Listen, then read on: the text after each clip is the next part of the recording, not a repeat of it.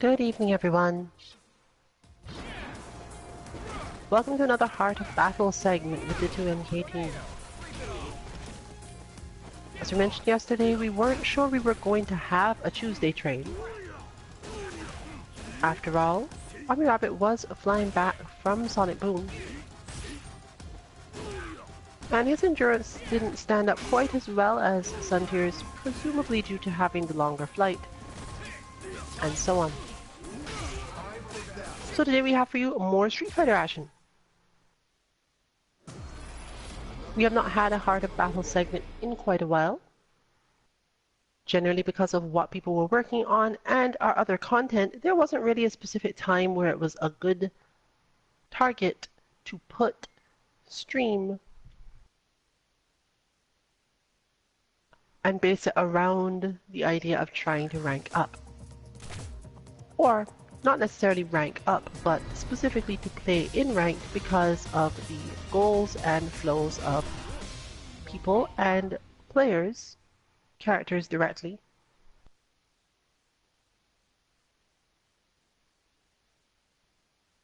How they approach matches differently than in casuals or in battle lounges.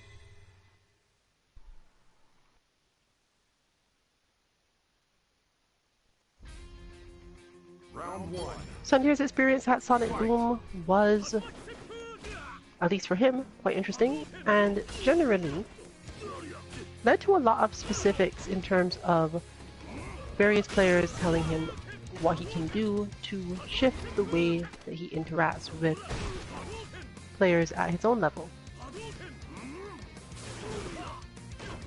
Now, obviously, some of this is going to be execution, and regardless of what else you do, you have to train your execution in specific ways.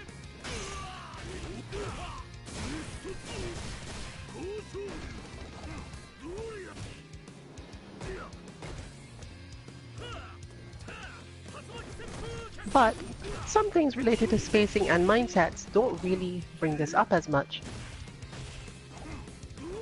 And you can spend more time focusing on the little pieces of the match that are solved by changing those. Even if you can't necessarily win, it gives you a clearer idea of where you stand against people and what they will do in their max effort to win based on this. Round 2. Fight.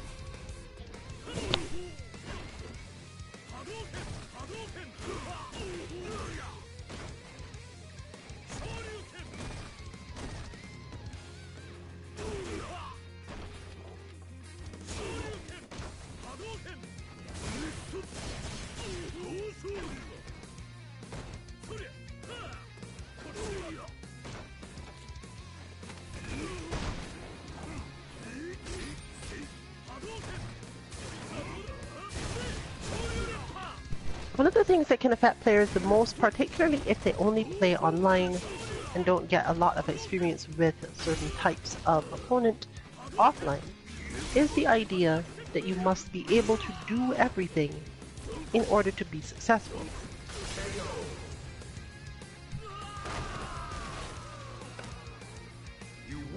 But since one can't be good at everything, you have to spend a certain amount of time considering whether or not to try to train a particular problem before you actually have any ranked matches, for example.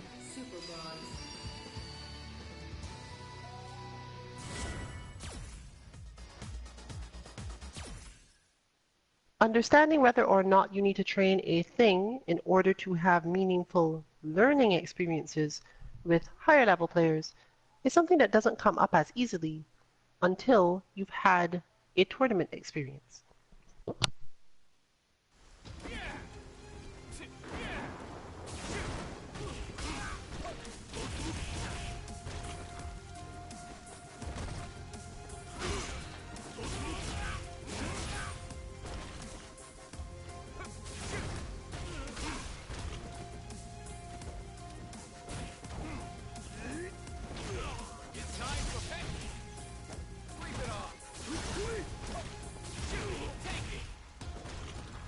Having had his tournament experience and somewhat inspired to make some gains,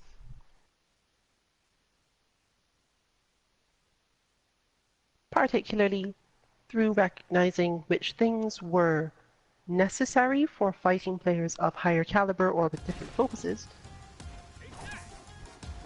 or even in a different situation where the player specifically takes advantage of your weakness but brings it up beforehand or right after to simply tell you, well, you need to work on this because it's going to cause you this problem.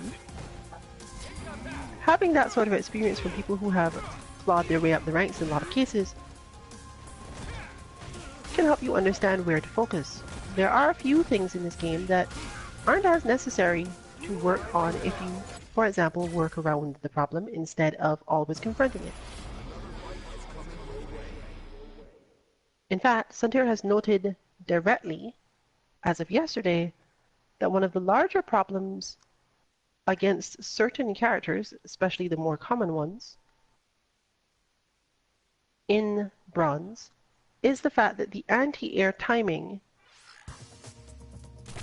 or the buttons that trade with their jumps, can be strange at a certain range. And while it would make a lot of sense to learn to deal with that range all the time, if you want to, for example, be taken a certain type of seriously in the average silver or gold lounge, sometimes you need to have a higher rank just to give the opponent pause, make them think about whether or not they should try certain things, or make them respect things that you actually do correctly more.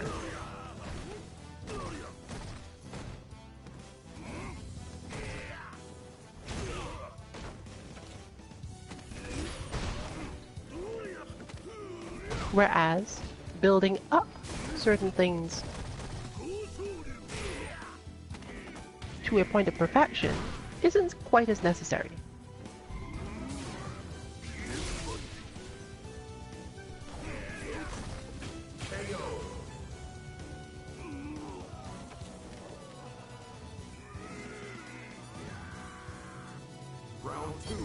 Therefore, Sunter's goal for today when facing that type of character, Ken, Ryu, etc., is not relatively to practice getting perfect uppercuts or making sure to always back heavy punch to the anti-air perfectly, but sometimes to simply stay out of the range that the jump is really good at as long as possible.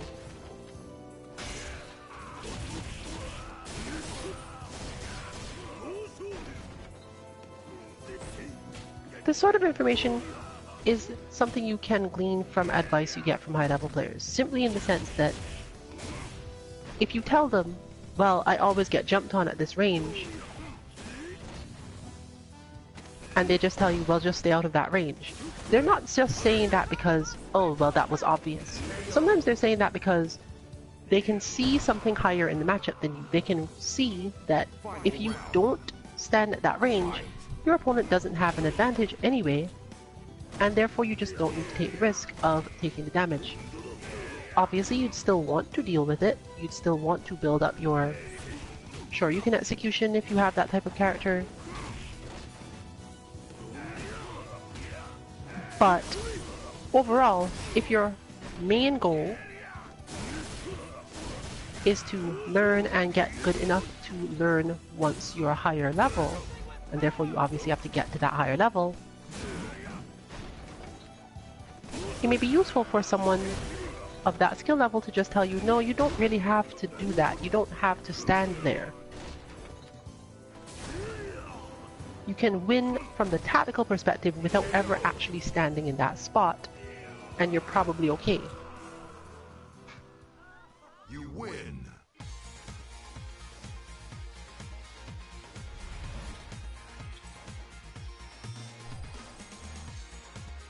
So today we're looking at Sunter's spacing in a lot of situations, and of course anything else that comes up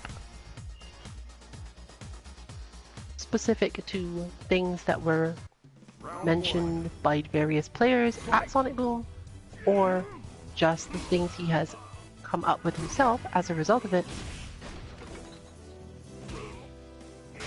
You'll get to see all that in today's ranked session also.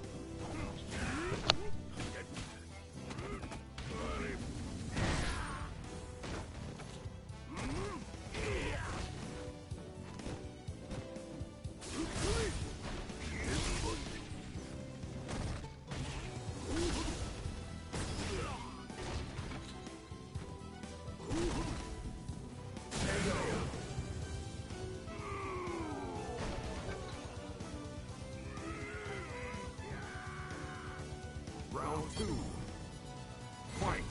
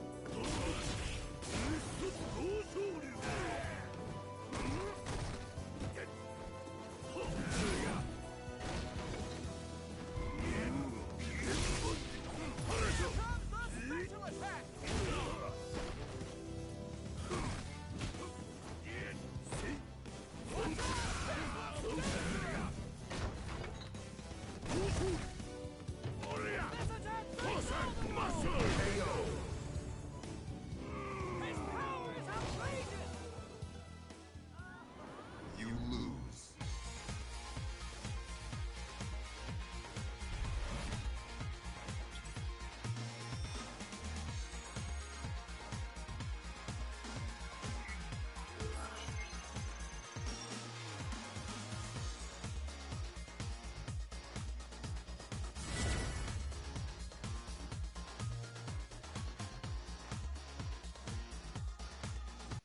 Round 1. Fight.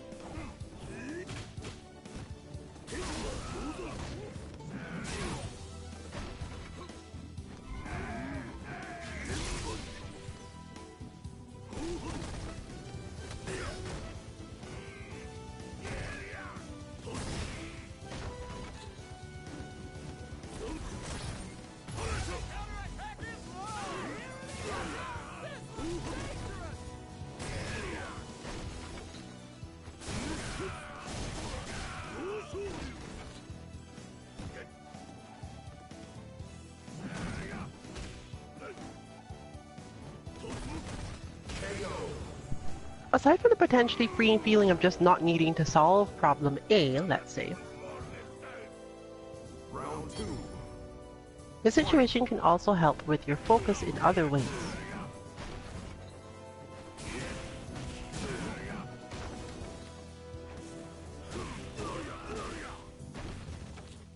The Zangief player, for example, relies on putting up a threat that must be responded to, but without closing in too much.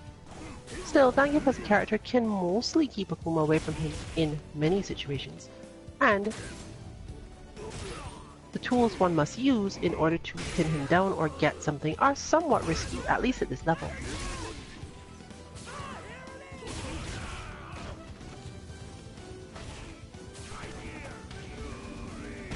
But understanding that your problem is, for example, lacking a physical skill, means you can just more or less write off a match like this on I can't do X yet.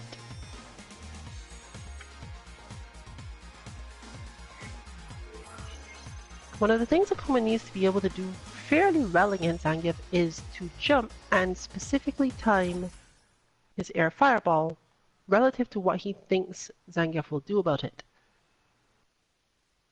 The character can absolutely respond to jumps or air fireballs with Lariat, but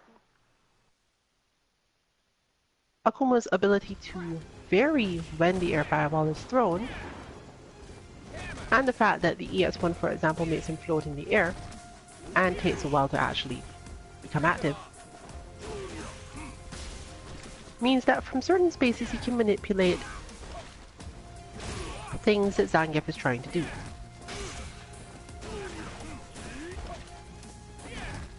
Having to be constantly on guard for that quick air fireball can make Zangief players twitchy enough for Akuma's parry, especially at max range, to become helpful.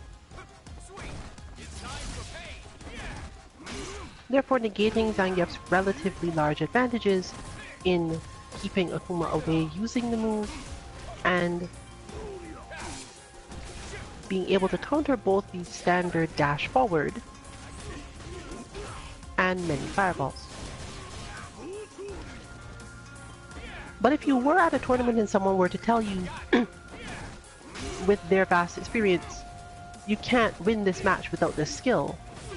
I've been through this a lot as a Zangief player or as an Akuma player. That match can't usually be won by that skill.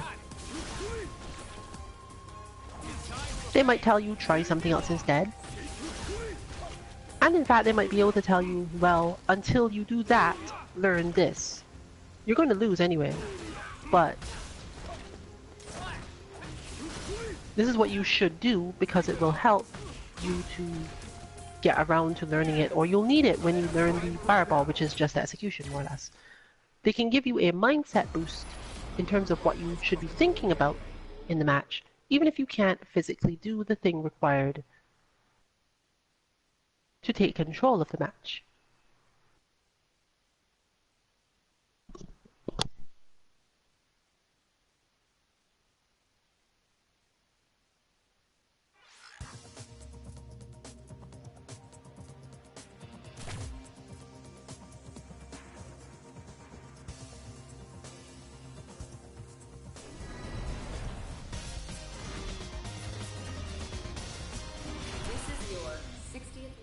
Against Ken.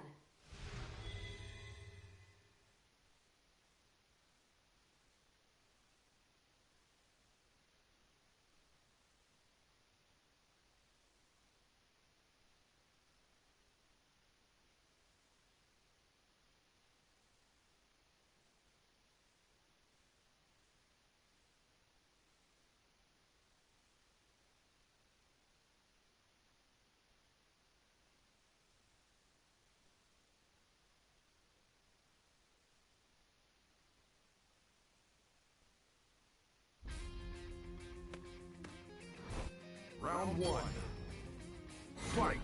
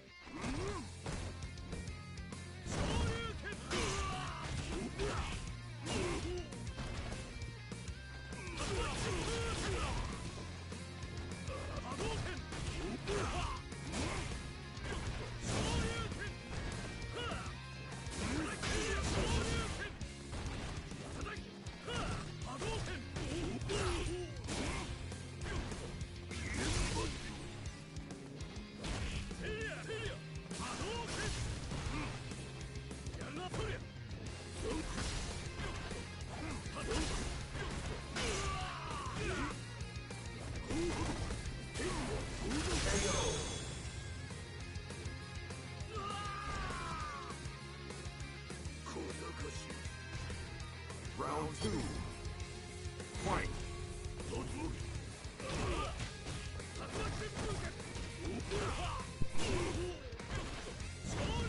Another useful thing with top players who have been through a situation a lot is that they can often give you a very comprehensive concept of why something needs to be done or not done. And that helpfulness can build confidence in you just by hearing it.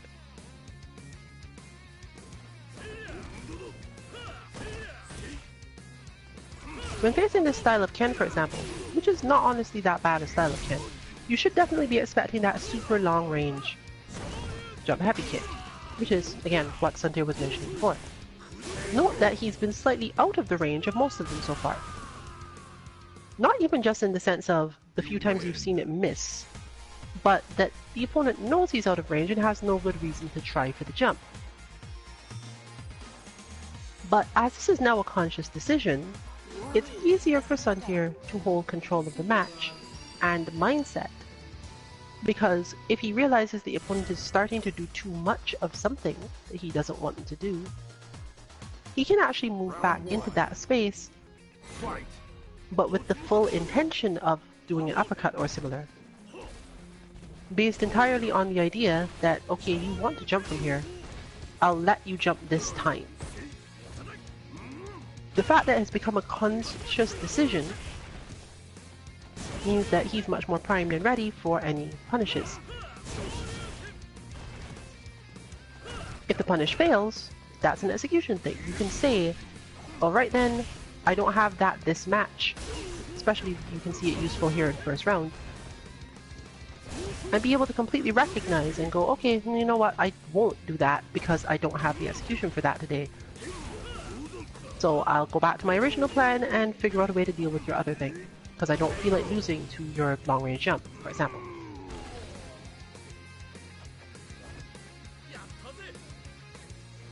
Round 2. Fight.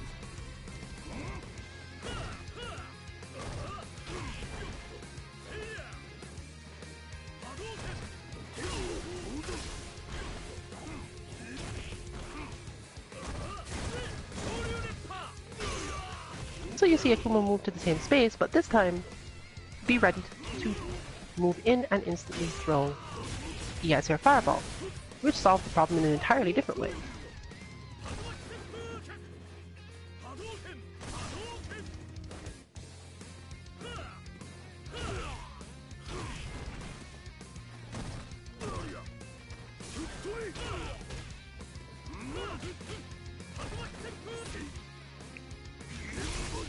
Sometimes you even benefit from giving your opponent a slight hit or two when you have a big life lead, because it keeps them in the same mindset for later, when you actually might need them to have a weakness. Final round. Fight.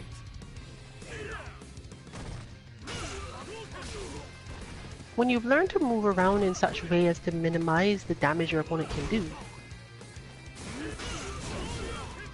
while still not appearing too static or predictable,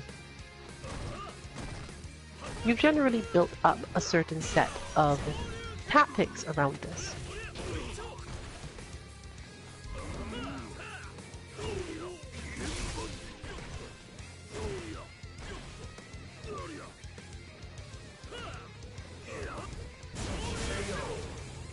And if necessary, you can leverage all of those tactics in whatever way is necessary to directly win matches, or at least carry the feeling that you knew what you were doing the entire time.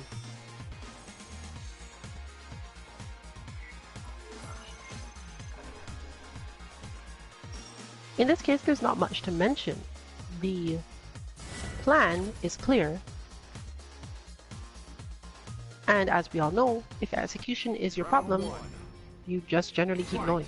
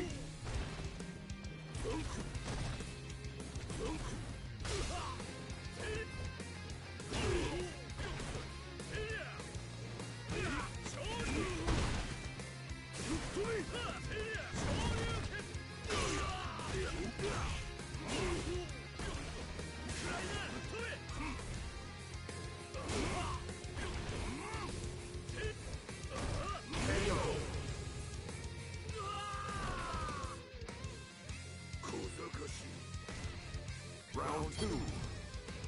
Fight.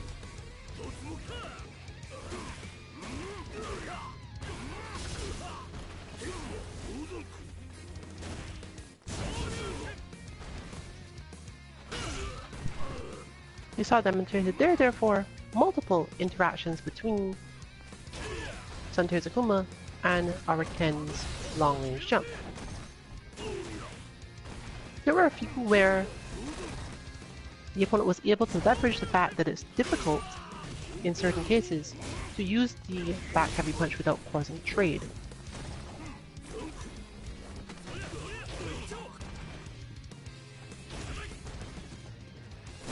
But the rewards from doing it the other way were enough, at least for a while, to use it as a standard tactic.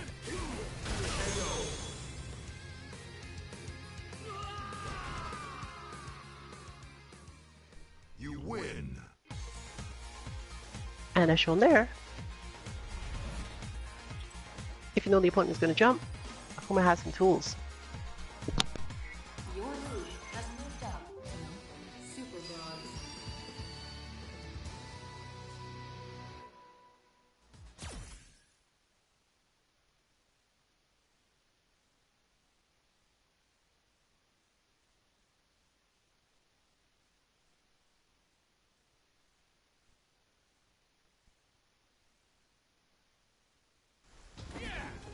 Tornado. Got it.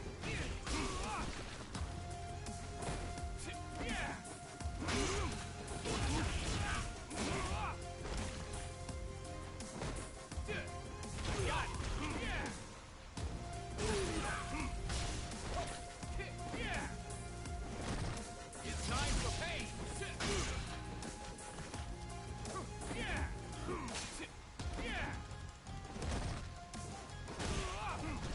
Freeze it all.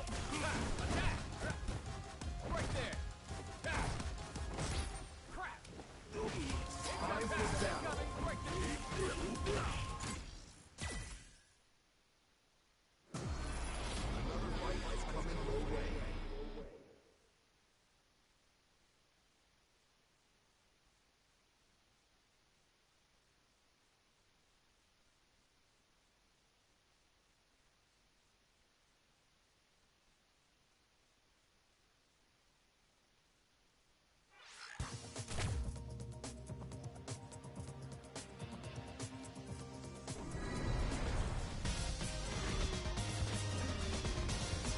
Your opponent is using their main character.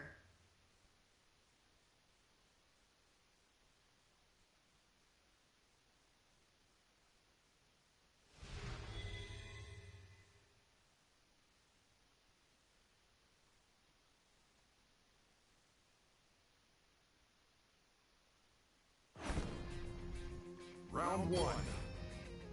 Fight.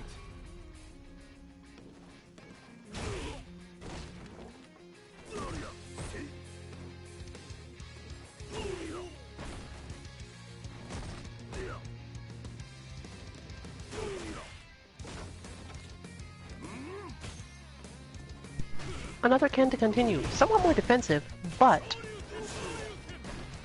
this style of player has a slightly different approach. They're looking for the walk back, the moment of weakness, the reason that they think it's time to jump. And they're going to usually stand there and block until they see it. Which means, you can usually decide, okay, well,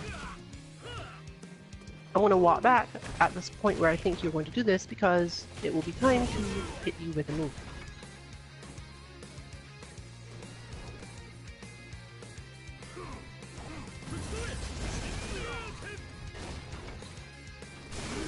You can also, as just seen there, walk forward into it.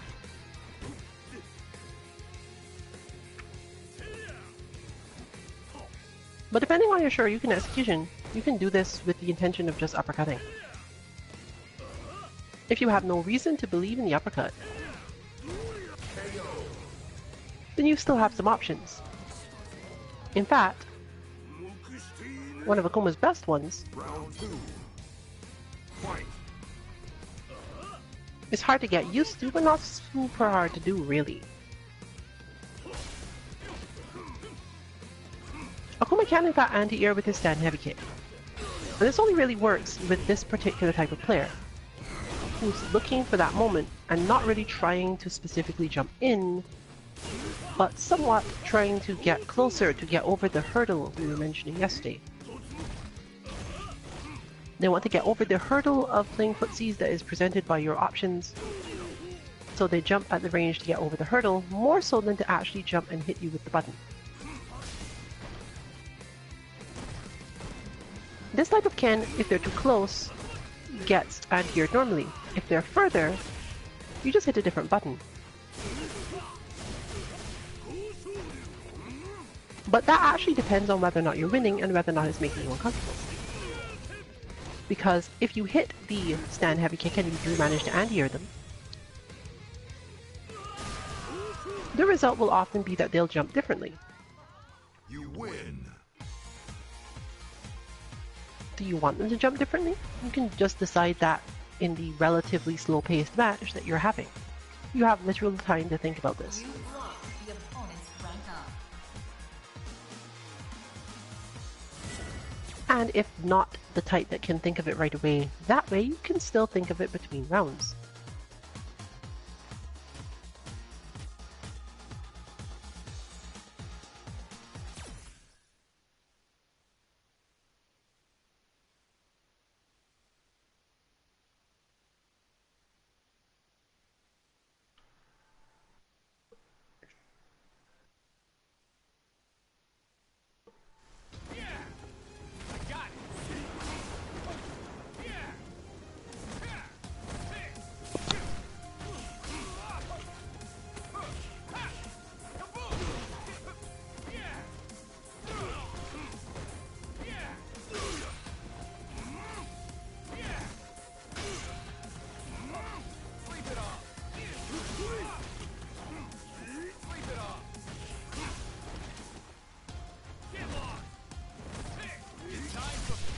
You are watching our Cody bot. Suntier has a, I believe it is the knife using variation, hence the knife.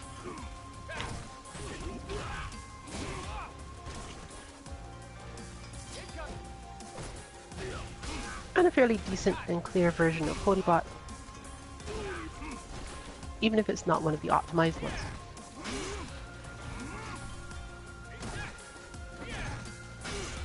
Good for keeping you focused on your punishes and so on, while leaving a lot of options in terms of exactly how you want to deal with them.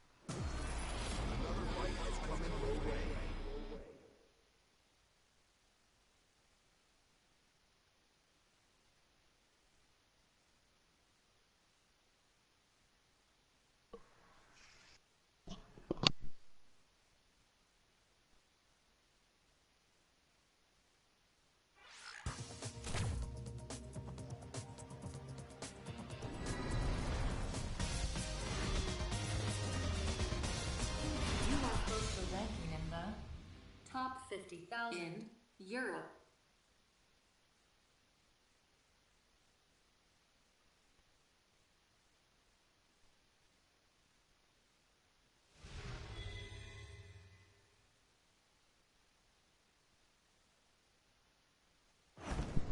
While Suntier did face Reinhardt in his pool, as far as I know, I'm actually not aware of whether or not he either got to fighting again later, got much advice, or even if Reinhardt played Urian.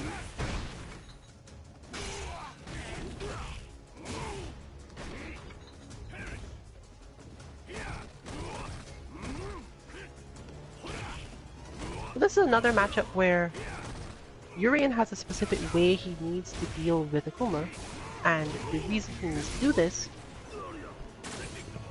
is actually on Suntier's sheet, as we often refer to.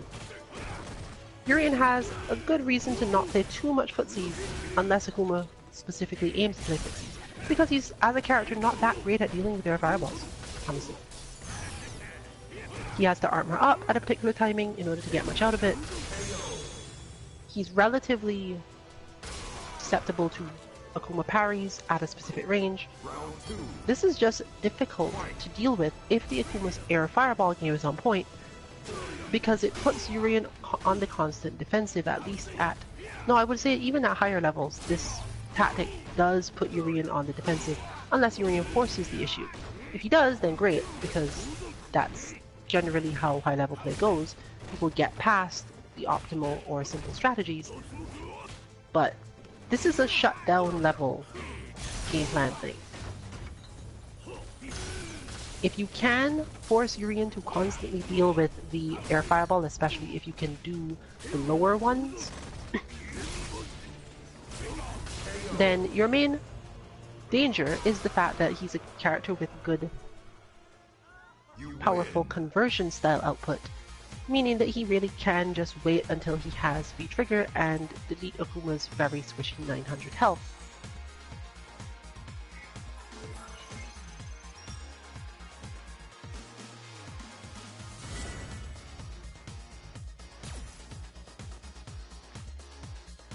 So I'll actually try to get a fuller report from him later.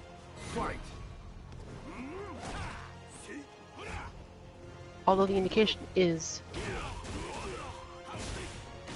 through the moment of shift where he did get to tell me that yes, he did play Urian.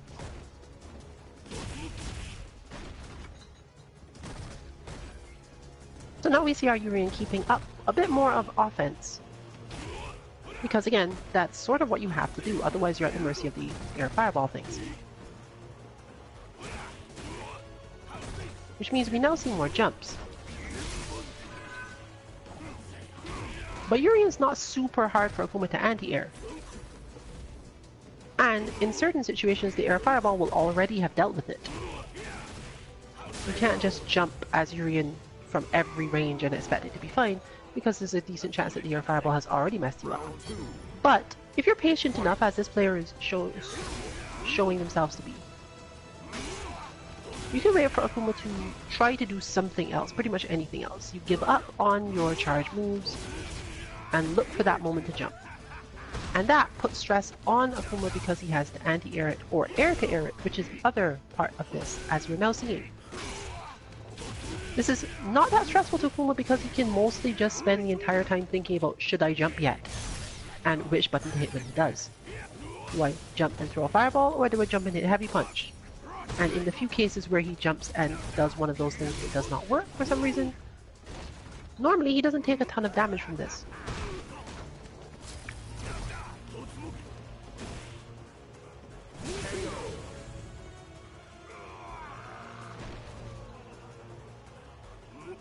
Final round. Fight. With that expectation of additional jumping in order to counter Akuma's first strategy, then the game more or less progresses on. Do I have the skills to anti-air all of these jumps that my opponent must do because of all my air fireballs? And will my opponent eventually stop jumping if I stop throwing air fireballs? Because here we see some effort at zoning and maybe a couple footsie buttons and some other specials, because the air fireball stopped for a little bit, so the Urian went, okay, I've got them to stop throwing those. At least I should do other things now.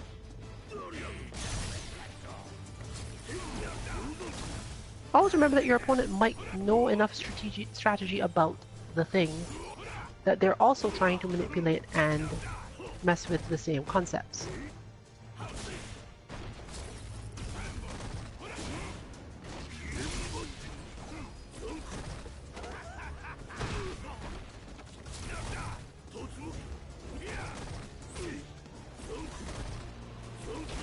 Not quite close enough that time.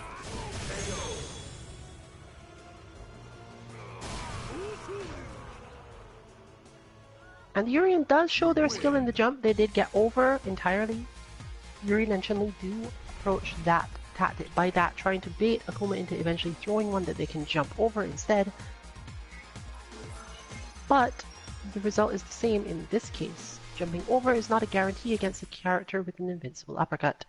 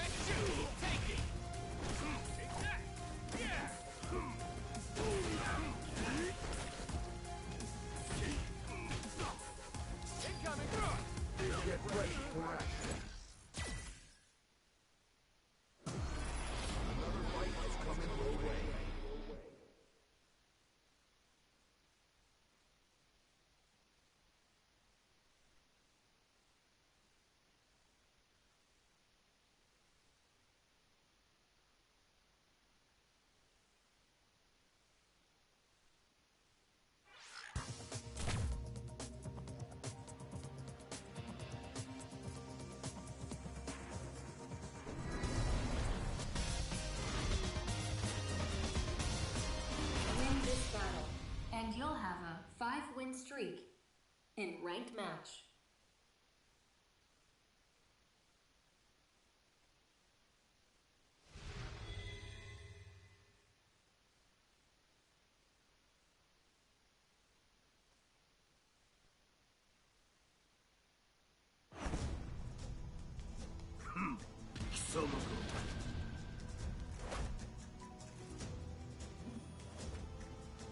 Round one. Fight!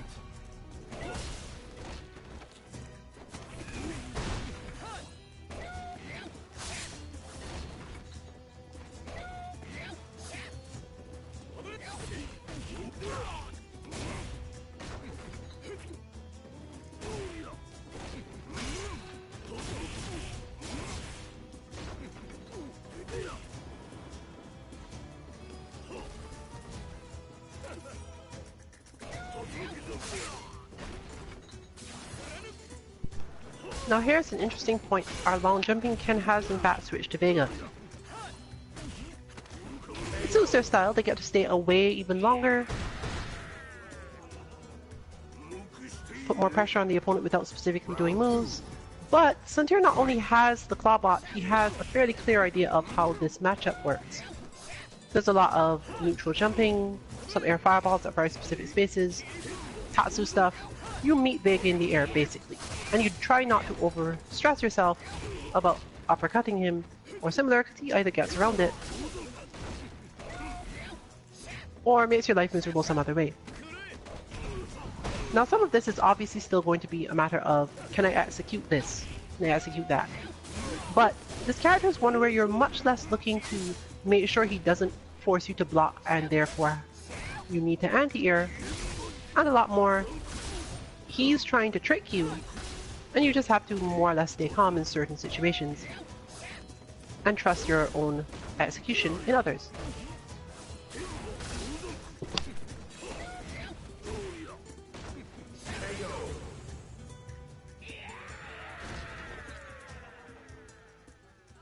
You win!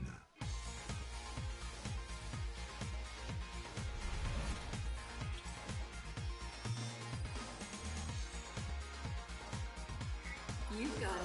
5-win streak in ranked match.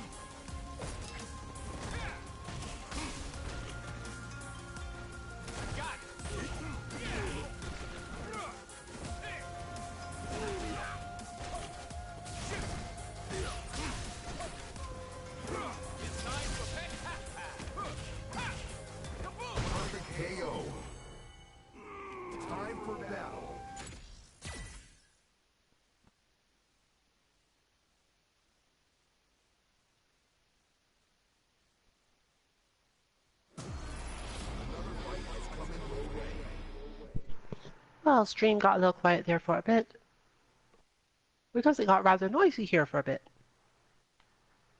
And I did not figure that our viewers were all that interested in hearing the dulcet tones of the nearby fire engine.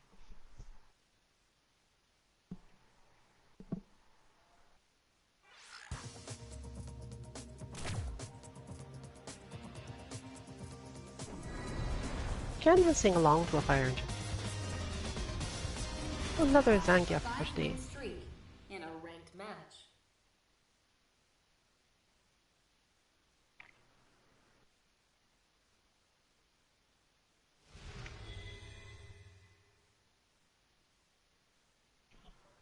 So, one can start at the beginning of the match and decide, am I going to try to beat this based on like instant air fireballs?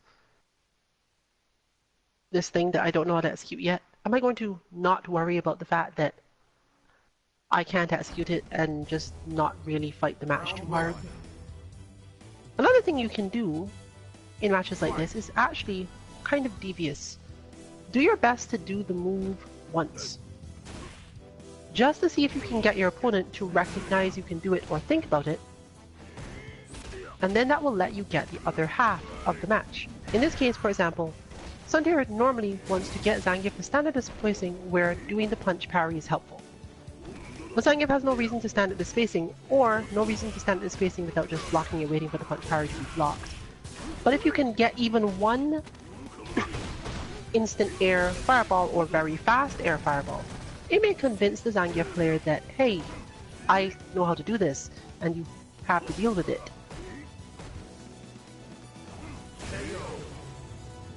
Meaning that the punch parry then becomes useful. So we've gotten our one execution of it, and we'll get to see in the next round, with no commentary from me this time, we'll see in our next round whether or not Zangief recognized that it happened, and if they changed their approach at all based on it. Round 2.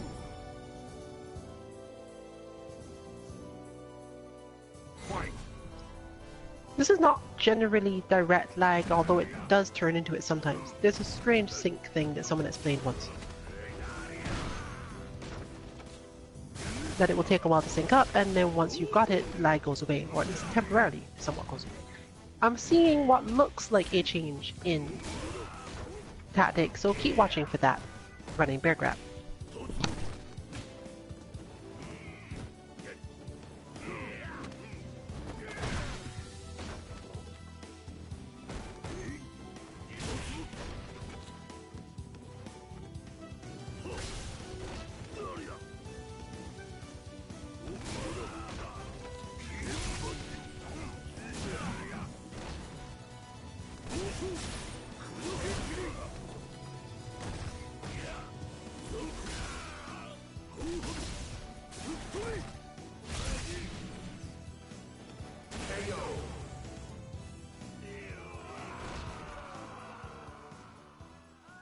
You win.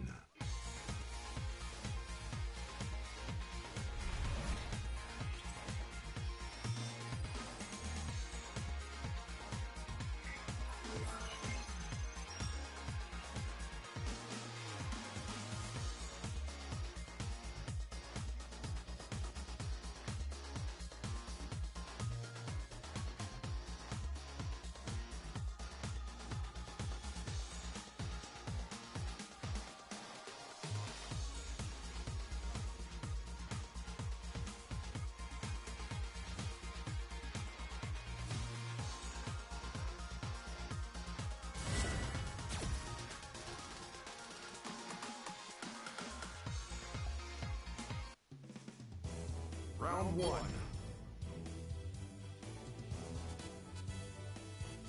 Fight.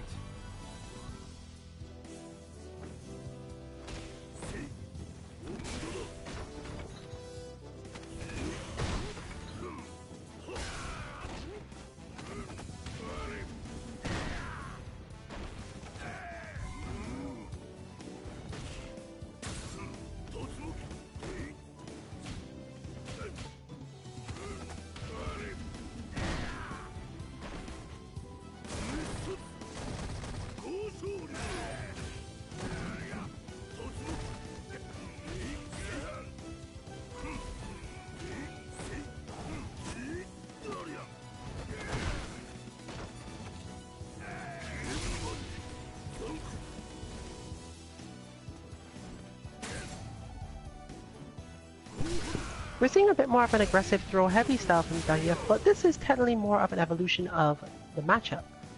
Both players are now aware of how this is going to work, and just moved on to the next space in the strategy. Fortunately, neither of these characters has a particularly complex game plan against the other until much later, when they're basically having an armor off. Zangief flexing through certain things Akuma wants to do.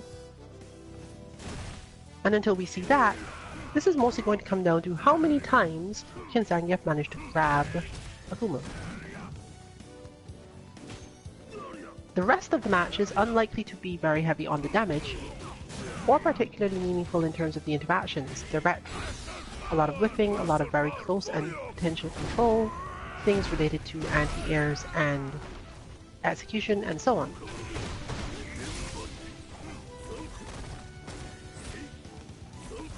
Well, I suppose Zangief could deal with it by reducing the number of times he needs to grab by just grabbing as hard as possible.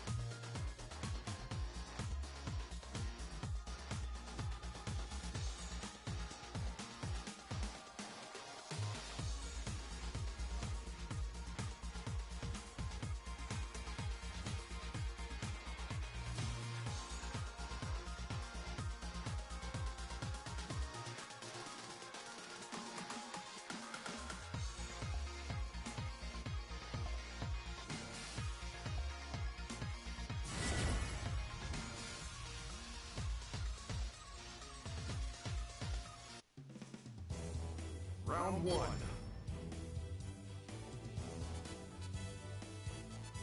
Fight!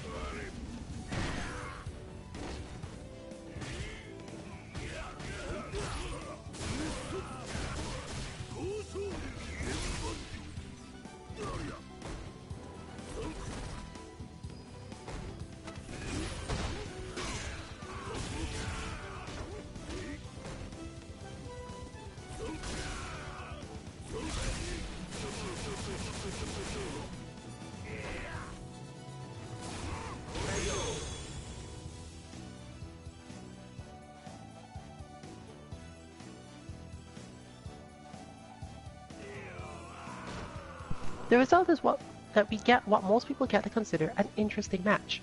The sort of match you are happy to play in any game mode. Casual, battle lounge. Alright, itself.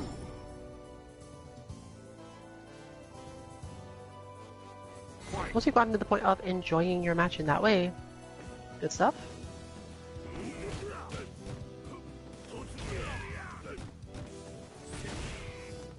The Zangief seems very respectful in that they dash forward, knowing that the sync is off, but then don't necessarily immediately try to do something obnoxious.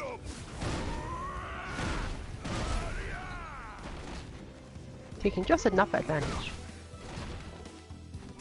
That particular form of lag has to happen that way for a different reason, actually.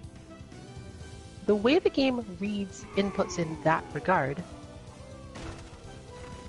means that it has to roll back certain things, and it normally does this by cutting out startup frames, which can be super frustrating for people who are very used to this, but it's among the better ways to handle it. The problem with this is that Zangief's critical art starts in one frame, so there's nothing to cut out. It also takes a long time to input, and then activates immediately. So from the synchronization perspective, the player sees that the opponent has done nothing, and then their system receives the data that says, yeah, your opponent's been like spamming, churning the butter as they call it, 720 for a bit now, and that was like probably 8 frames ago, but now they've succeeded, so suddenly you now have a 1-frame move in your face. This is part of why it's frustrating to go for a meaty when your opponent has to use, for example, a standing move, or just does it without actually blocking.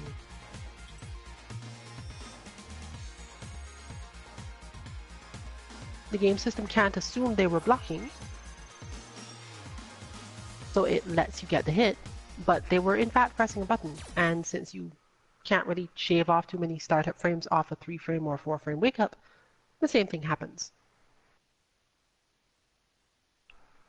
In other words, if you are getting used to this game or fighting games in general, especially ones with faster animations, where this comes up quite a lot, note that those two particular issues with rollback, I guess you could say they're unavoidable, or rather that one would not benefit too much from putting effort into avoiding them.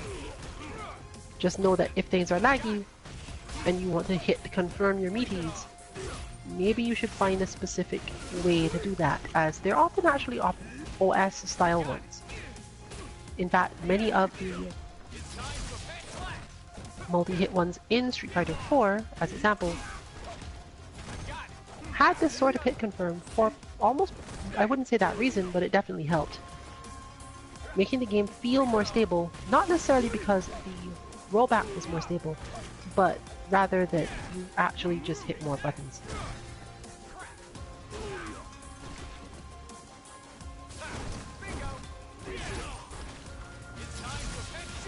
In Street Fighter 4 this was not quite a thing though. Those who are familiar with that game know how all of the netcode in that worked, and why probably they chose to change to this method,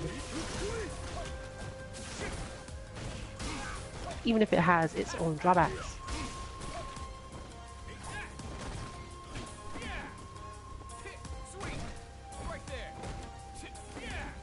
But you'll find supporters and opponents of all three, I think it is, of the ways that this can be approached. Some people will complain endlessly, please add rollback netcode, and then others will be complaining that there is rollback netcode. Though usually, to their credit, those who are complaining that there is rollback netcode are more so complaining about the quality thereof, which Capcom has been heavily criticized for, usually with good reason.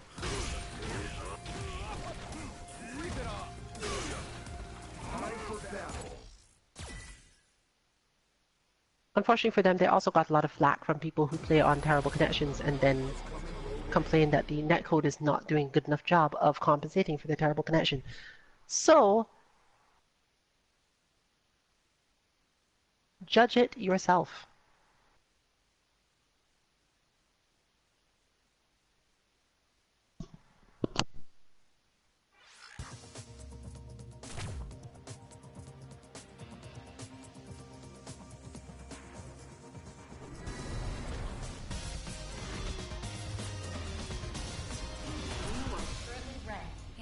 Top 50,000 in Europe.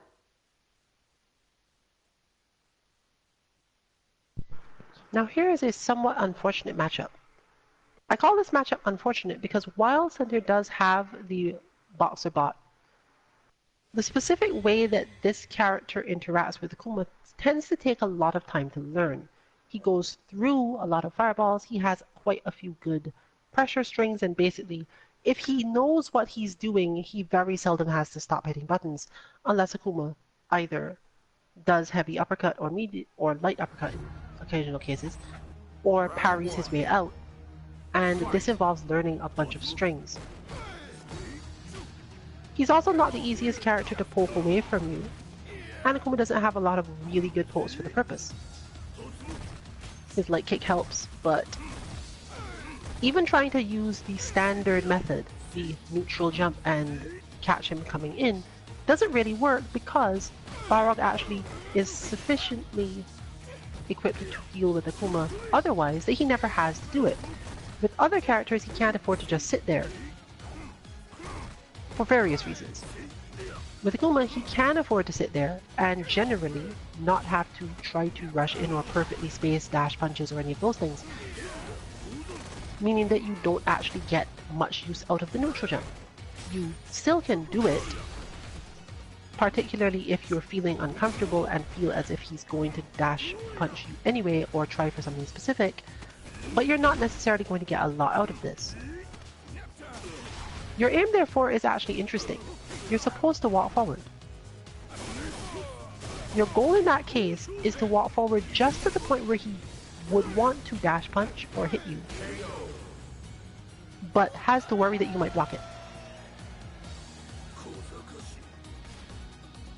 If you walk forward with the intent of making him nervous or making him block, and then at the last moment either parry if you think he's going to hit a button because he thinks you're coming further, or demon flip, specifically usually the heavy demon flip and go over his head entirely. Don't even try to like land in front of him or grab him or anything. Then you might have an advantage. But this is, again, hard to execute in a lot of ways. You're trying to get yourself to walk forward into an opponent you know can just punch you. And because it matters so much whether or not he has V-trigger or meter available, it becomes difficult.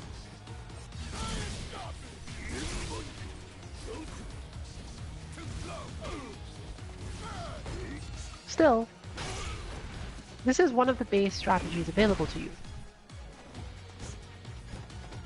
You can walk forward neutral jump, or you can walk forward block, depending on your confidence in how to deal with the defense relative to this character. As mentioned though, Suntier does have boxer bots, so even with a couple of hours of practice, things like hit confirms, you still see that he will basically automatically block the overhead. Something I still cannot say that I will do. Round one. Fight. But as I have the worst defense on the team, that's not surprising. Walking forward, therefore, has only one main downside. That one there. If Boxer uses this move too much, he also ends up close. He doesn't specifically do a lot of damage when he does the move, but he ends up in that position he wants to, where he gets to hit buttons and you have to deal with it. One way to deal with this is actually really interesting, i.e. to just straight uppercut immediately upon being hit by it the second or third time. Or just decide a certain number of times that you will deal with or accept being hit by this move before you uppercut. This sort of thing helps with making sure that your opponent isn't completely predictable, or your own feeling that they read you or something. You decided long before that you were going to do the uppercut right then. They just happen to get lucky enough to go for something that beat it right after.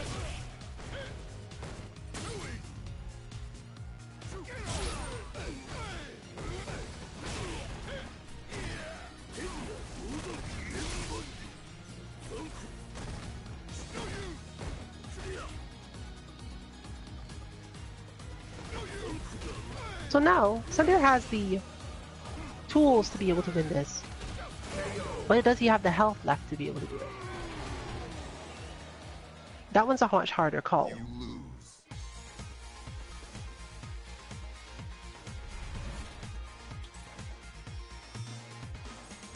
I can say higher level power clear, it would have been much more clear cut, as probably the use of meter would have been to get in and B+ with various EX Round one. dash punch setups and cancels,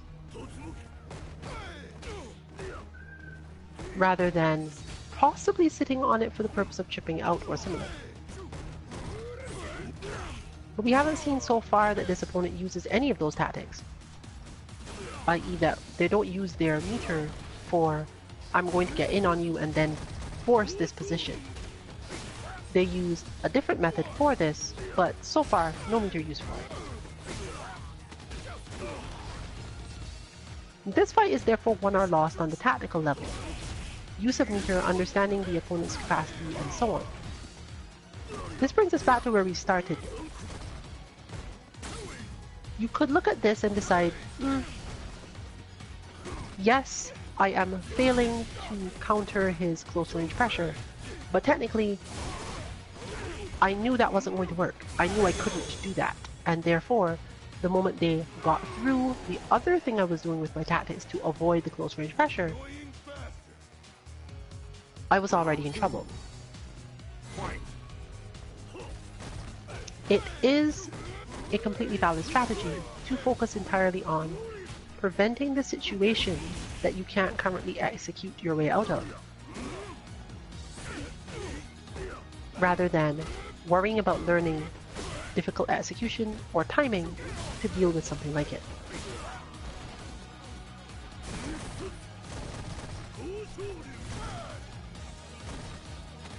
And in fact, we've seen that in the end, the goal, quote-unquote, was achieved.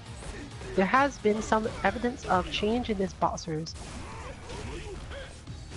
methods. They shifted the way they intended to play this matchup as a result of what was happening.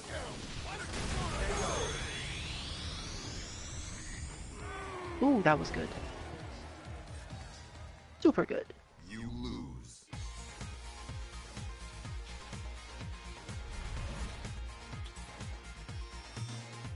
And in fact, we did get to see the confirm into CA that ends the match in that way.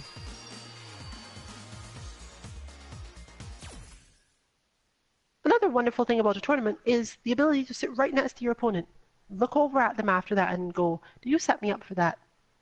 Because if they are willing to answer truthfully, it lets you understand whether or not your plan or your style was transparent or predictable or what, and then make a strong, informed decision as to what to do about it, rather than ending up being frustrated at yourself for doing something that felt like a mistake. In a moment, you might be able to realize, oh, I gave you a reason to do that like 20 seconds ago. But that doesn't mean you would have reacted with that or been able to do that had I not done so. This is actually extremely important for footsie characters, and for characters who choose to play in a footsie style, as Santier with Kuma. If you intend to do a particular thing, but have managed to get your opponent, to give your opponent enough information that they know it's coming, without realizing it, then it wasn't necessarily that your opponent had supreme reactions or that you did something stupid. You did a thing that could be extremely smart on someone who wasn't expecting it, or who wasn't primed to try to find a way to use their resources in that way. But again, the joy of a tournament is being able to just straight up ask that. And most people are kind enough, or at least respectful enough, to be honest. They might laugh at you slightly as they answer, but you still get your information.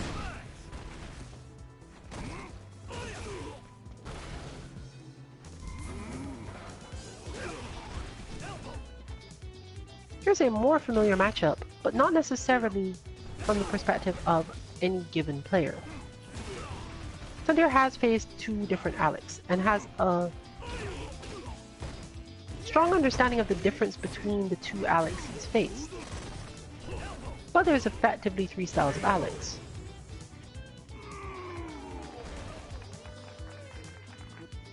As we mentioned before, this has a lot more to do with the player's perspective on how to play the game. This is pretty much a close-in Alex. Alex isn't usually played in the pressure form, although it can be done. Close-in Alex's goal is to get close to you and stay there and cause you misery. But, as you can see, sometimes that misery comes in the form of blocking your wake-up stuff instead of just grabbing you. You lose. often you should consider that a pressure player wants to keep doing things. A close-in player might not specifically want to keep doing things, they just want to be in your face. And if they suspect that they can do more damage by defending in your face, then they will in fact do this. So let's assume that this is our close-in Alex. Fight. And what does one do as Akuma against close-in Alex? As a character, Alex is easily able to jump over Akuma's fireballs most of the time. He doesn't suffer too terribly in the case of air fireballs either. What he doesn't deal with well is Demon Flip Punch.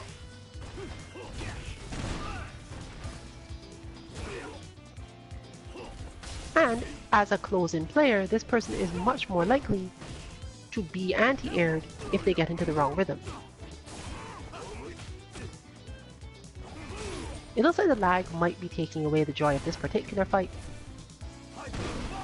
But overall, this becomes a question of whether or not the Alex is currently susceptible to Demon Flip Punch or not. And if he is, why you benefited from doing it, and what you get to do as a result of doing it immediately, because this is a conflict. If you do Demon Flip Punch but don't manage to get it perfect, now you're close, and that's what your opponent wanted.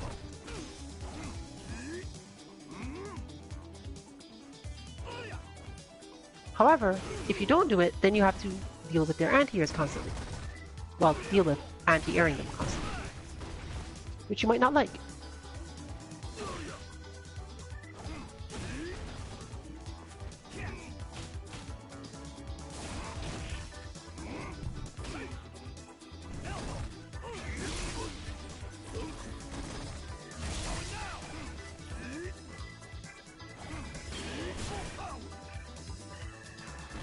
Use of meter, therefore, becomes a big deal here. And of course, as shown, Alex does get certain other things out of the effort. But overall, it was probably too laggy to get anything good out of.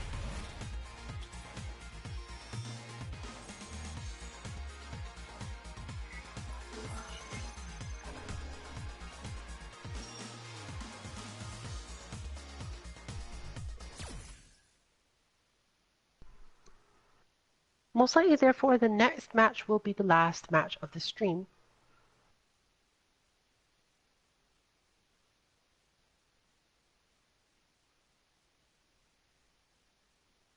We've got some data, some practice, and some shifts relative to spacing and ways of dealing with opponents based on spacing. And some minor discussion of things related to post-tournament experiences, especially if you happen to have a really good one. All reports indicate that SonicBoom was quite good. And as mentioned yesterday, you might get a report or a blog post from Just Fine regarding it once we've had enough time to compile the data from our very tired Omni Rabbit,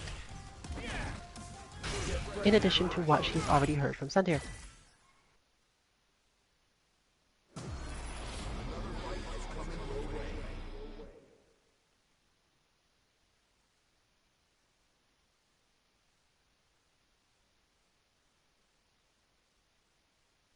Our suggestion, especially if you can arrange it with a friend or two to go with you, if you really are a fan of fighting games, go to like 1 or 2 tournaments a year. And generally, you should try to go to one that isn't so close to you, because often the ones close to you, you deal with a different set of people, a different set of concepts. They either see you often or have the potential to expect to see you often.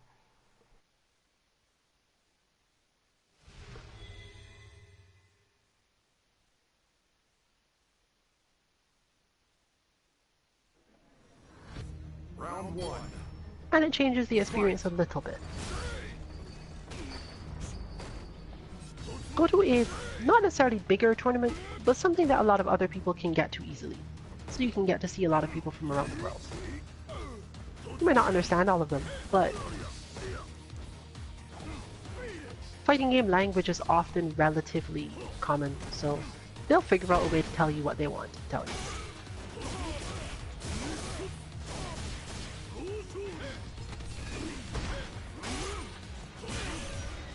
So even if you don't have a local scene, or if you do have a local scene and find that the experience of it isn't quite what you expect based on, for example, what I've said here,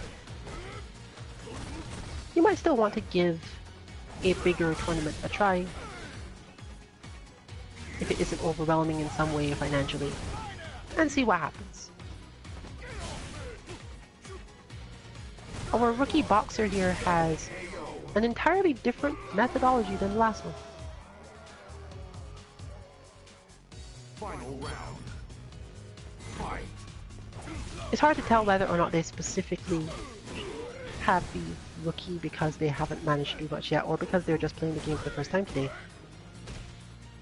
Or playing ranked for the first time today, whichever.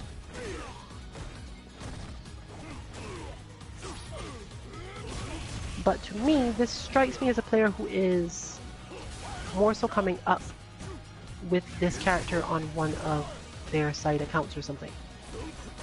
This spacing is a little too good for someone who is a pure beginner. Which means that you're back to wanting the core strategy. Some neutral jumps, some punch parries in specific strings, some whiff punishes as you've just seen a little while back.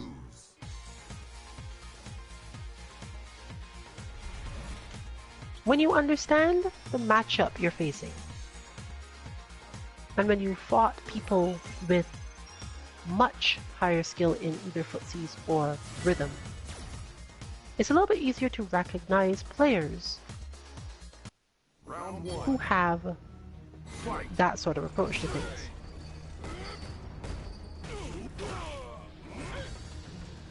Because you always have the potential to face someone in ranked who is just on their way up for the day. And facing too many of those people can be really discouraging because you end up feeling like you're terrible and everyone at your level is really great, when really your opponent was like probably bronze at the time you fought them, super bronze at the time you fought them, and in 3 days they'll be like gold, ultra gold. And if you don't remember them in that sense, you don't think to check back, you don't recognize the fact that it doesn't matter what their current rank points or rank are. You need to fight your opponent based on what skills they show you, what understanding levels they show you. So here, we are seeing exactly that. Rather than going back to, okay, well, I need to walk forward toward this boxer because they won't do this thing or they won't do that thing, they won't use their meter in particular ways. Thunder has to just face the standard levels of boxer pressure and ideas, but this allows him to use a ton of his training. The medium kick to whiff punish, the neutral jump, the demon flip, because the opponent is no longer going to effectively turtle up or go for things that aren't necessarily the greatest plan right away, but beat those things. You get to see a lot more direct function. And yeah, it still gets really rough because it's not quite clear what this player's, again, level is. We may, on some other stream sometime later, check on them and see how strong they are. Final round. Fight. But based on what they've shown so far, you definitely shouldn't have the same expectation as the boxer we saw prior. This also means that you either want to throw a few fireballs or definitely don't throw any. Usually the answer is to throw a few because Akuma doesn't get a lot out of his meter in this matchup. ES Demon Flip can be really helpful, but it doesn't tend to work unless you know exactly how to get out of certain strings anyway, so...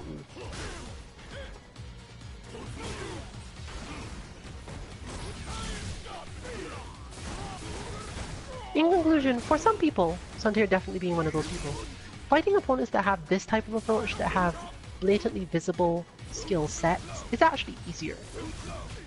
And always remember that you too might be one of those people who has an easier time fighting opponents who have a set of skills you can track, can understand.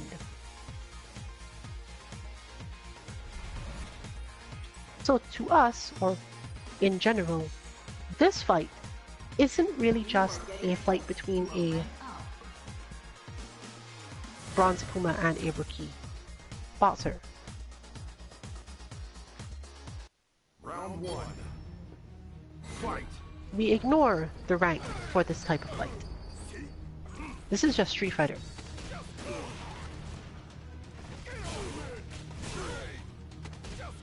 And neither player has to go at the end and say, well, I don't know why I lost that.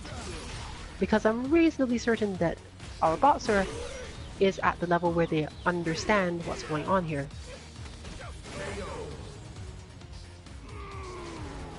As shown by the specific adaptation they've already made.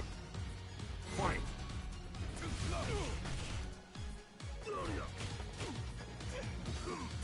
In order to not end the stream on too heavy a data point, I won't go into it on stream, what adaptation they made or what Santir needs to do to adapt as a result. You'll either see him manage that on his own, or we'll maybe discuss it another day.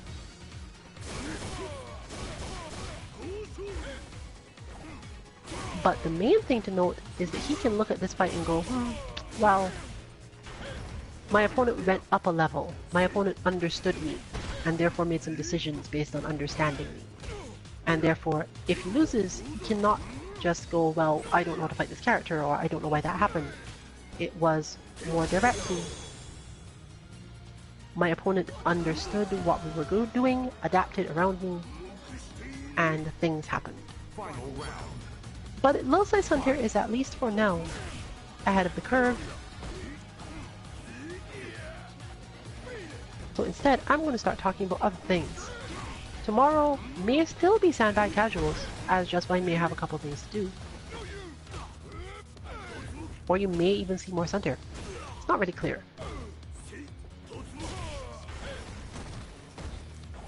Rabbit has reported that he might be getting sick, as is generally often a thing that happens when you go to international tournaments. No matter what you do, you have to deal with a certain number of viruses that are not so native to you, and similar. Meaning that your result, illness, and if that is so, he has some other obligations that really is why he can't afford to have Kame House. Does that mean that we can't afford to have Kame House? Probably not, actually, as the streamer is less important in that one. So look out for that on Thursday. Look out for Guilty Gear exercise content on Friday. And possibly the release of the second set of those on Sunday. Next week, Monday, back to Mishmashing Battle Lounge, and an option for finally getting back on the Tuesday train next Tuesday. That said though, this has been Rillian, along with Santir on the controller. 14-2 MK. Good luck with your training, and good night everyone.